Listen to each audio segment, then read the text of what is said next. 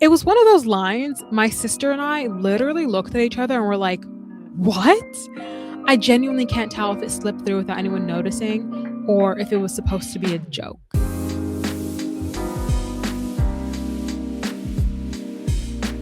Hello and welcome back to Dial M for Movies, the podcast where we overthink movies so you don't have to. I'm Kadija and I co-host with Olivia, but she's currently on vacation right now in the sunny Bahamas, and I really hope she's enjoying the weather because in Toronto it is quite the opposite. It was actually snowing this morning. It's a whole thing. Anyways, if you're a first-time listener, welcome. You picked a great episode to jump into.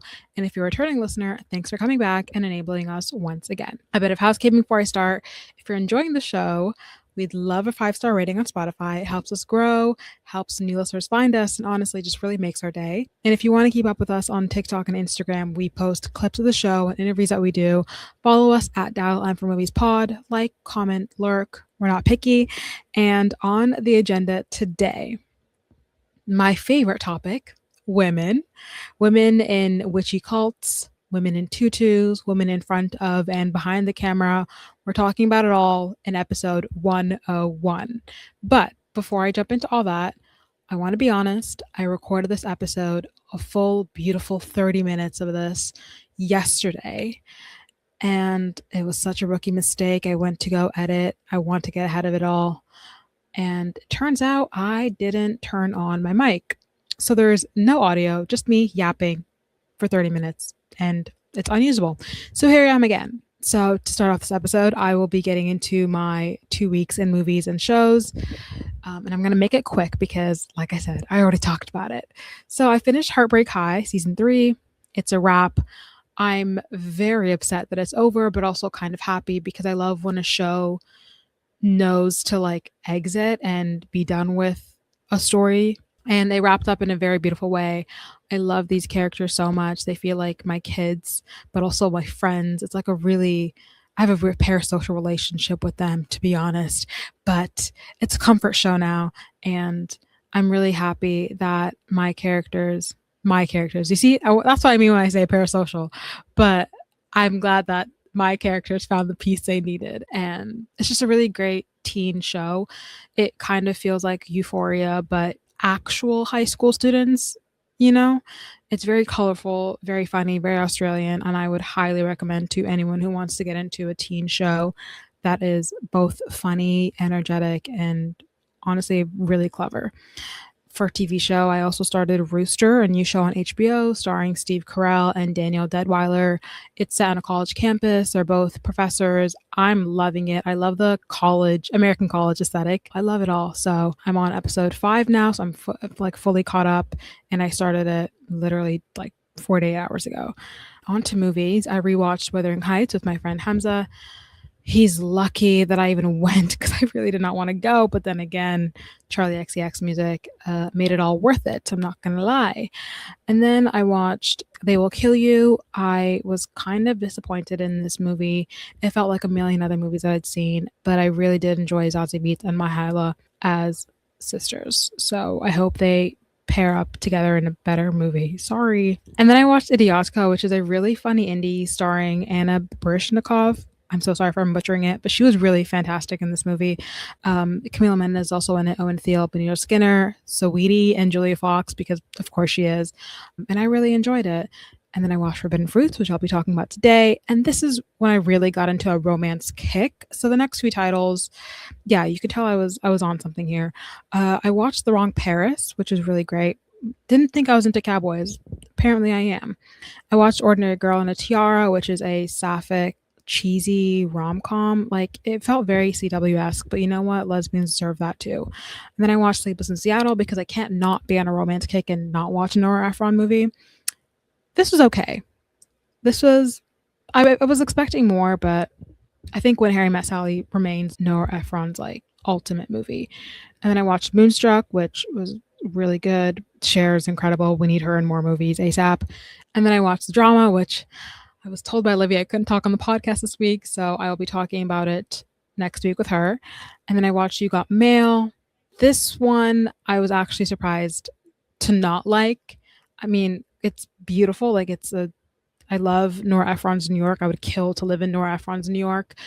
But Joe Fox is not an ideal male love interest. He was insufferable. I hated him. He put her out of business and then was like, "Hey, you're now unemployed. Fall in love with me." I don't know. I'm just if someone understands why this is a romance, like you let me know. We'll talk about it because I can't get into it. And then I rewatched The Housemaid with my cousin and my sister who that was her first time watching it. And that was a pretty good rewatch. And then I watched Singing in the Rain for the first time in theaters. It was a rewatch, but seeing it on the big screen in 4K, it was glorious. And it's a perfect Sunday watch. It's a perfect rainy Sunday watch, too, because it was raining a few days ago.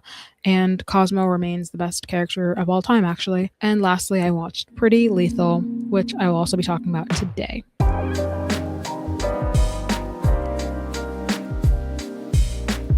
Okay, moving on now to Forbidden Fruits, directed by Meredith Alloway. It follows free agent employee Apple as she secretly runs a witchy femme cult in the basement of the mall store after hours, with fellow fruits, cherry and fig. But when new hire Pumpkin challenges their performative sisterhood, the women are forced to face their own poisons or succumb to a bloody fate. This movie stars Lola Tongue as Pumpkin, Victoria Pedretti as Cherry, Lily Reinhart as Apple, Emma Chamberlain as Pickle, Alexandra Shipp as Fig, and well, I was gonna spoil it, but let me not spoil who Sharon is because I was gagged and I hope you watch this movie and you're too. Anyways, this is the Gen Z witchy coven girl movie I never knew I needed. It had all the right elements: witchcraft, dark vibe, toxic female friendship. Though I did want a toxic Yuri. I think I got a little bit of it with Cherry and Apple, but not the one that I wanted. Anyways, the downside is none of this is actually scary or tense. It leans more into style and satire than true horror, which kind of softens the blow. And while it's also described as a fantasy, again, wasn't as fantastical as I thought it would be. It seemed like there was an explanation for everything, which obviously negates the fantasy aspect. With that said, the cast absolutely nailed it. Like everyone fit their roles perfectly and carried the movie and kept it entertaining and moving, even when the horror side of this film fell flat. The costume design is absolutely just like a defining feature of the film. It blends early 2000s aesthetic with like the mystical elements of being in a witchy cult. Lily Reinhart is charming, she's intimidating, she's a little psychotic as Apple, but we love that. What did Ava Max say? She's sweet but she's psycho.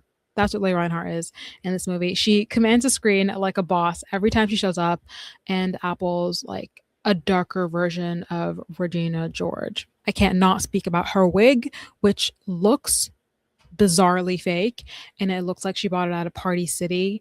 And she wears it as if it's the most natural thing in the world, which I love, but I was really waiting for her to take it off and reveal her blonde hair, but they don't, and they really commit to the bit, which I was impressed with that. I will not lie. I want to talk about Lil Tongue because she's in this movie as well, and she was really, really good.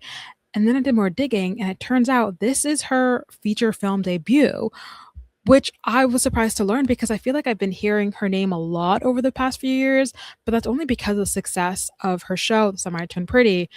So I love this for her, and I cannot wait to see her in other projects. And I don't know, I feel like I knew this, but like obviously going on her IMDb, like I really knew this. And she's going to be in Osgood Perkins' The Young People with Nicole Kidman, which is so exciting. I love Osgood Perkins movies, so I'm really looking forward to this movie whenever it comes out. But back to Forbidden Fruits. I cannot lie, my favorite character was Cherry, aside from each and every single outfit she wore, which I need in my personal closet ASAP. I love Victoria Pedretti so much. Cherry's like this like airhead kind of character that follows Apple around and has to be told what to do.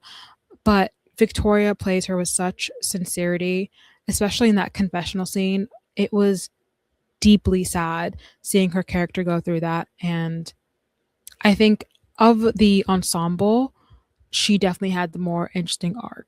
Where the movie fell a bit flat for me was the twist. I saw it coming from a mile away. So when it happened, it didn't really hit as hard.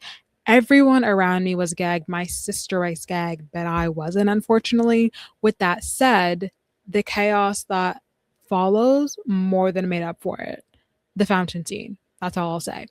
The story is set entirely in a mall, but it never feels small. The space is used in a really, really effective way. And this is not just any mall, it's my mall, the one I grew up going to, I worked in, and I still go to. Shout out Shareway Gardens. She is that bitch. Also, Frenemies, starring Zendaya and Belle Thorne, filmed there. But that's like a really old layout of Shareway. So whenever I want to be like, what did that mall used to look like? I can always click Frenemies. That one, is it a Disney Channel original? I think it's a Disney Channel original. Anyways, watching everything unfold on the big screen in that particular setting felt so surreal. I genuinely don't think I'll ever use those escalators again without thinking of Cherry, my poor girl. I will say, I don't think people fully appreciate this movie right now, but I'm convinced they will. Years from now, it'll be looked back on as a cult classic in the same way Jennifer's Body and Fight Club are today.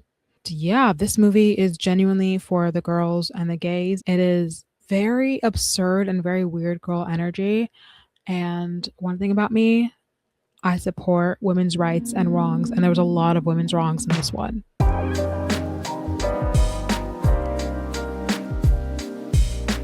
Moving on to Pretty Lethal, directed by Vicky Jewson. It follows a group of ballerinas as they try to escape from a remote inn after their bus breaks down on the way to a dance competition. This movie stars Maddie Ziegler as Bones, Avantika as Grace, Millicent Simmons as Chloe, Uma Thurman as Devora, Lana Condor as Princess, and Iris Apatow as Zoe. Listen, I've got a soft spot for the over-the-top action movies that fully commit to a really wild concept. When they work, they are so much fun. And that's really what I was hoping for with Pretty Lethal. It sounded like it could be this fun, campy, high energy movie, but it just doesn't land. And the setup is pretty basic. You know, you have a group of ballerinas stranded, find this creepy hotel in the woods. They decide to stay because, of course, they do. And then things quickly turn into this weird mix of like forced performances and being hunted. And the issue is none of it actually makes sense. The movie doesn't explain much, so it ends up feeling like a bunch of random scenes just put together. And the biggest issue for me was definitely the dialogue. It felt rushed, and there's a lot of over explaining, like the movie doesn't trust the audience to keep up. And my favorite part, and yes, I'm being very sarcastic here, was this one moment. Iris Apatow is in the corner, freaked out, repeating, "We have to get out of here." And self-appointed leader Maddie Ziegler, aka Bones, steps up and says, "Stop saying we have to get out of here. We know if we stay, we're gonna die. So saying we have to get out of here over and over again does nothing. We need to stop talking and start doing because we have to get out of here." It was one of those lines my sister and I literally looked at each other and were like, what?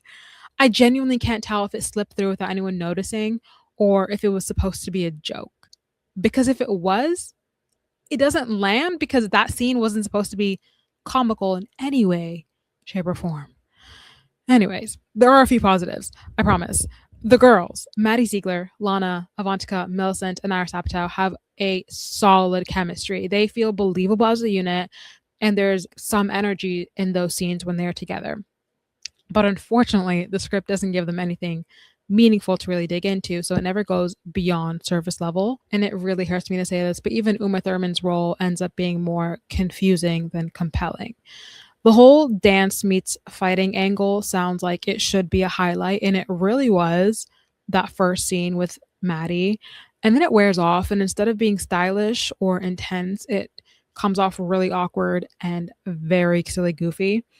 And by the end, it feels just very messy. There's like weak dialogue, no real character development whatsoever, and an ending that doesn't really work. It is on Prime Video, so if you want to watch, you absolutely can. But I don't think I'll be rewatching anytime soon.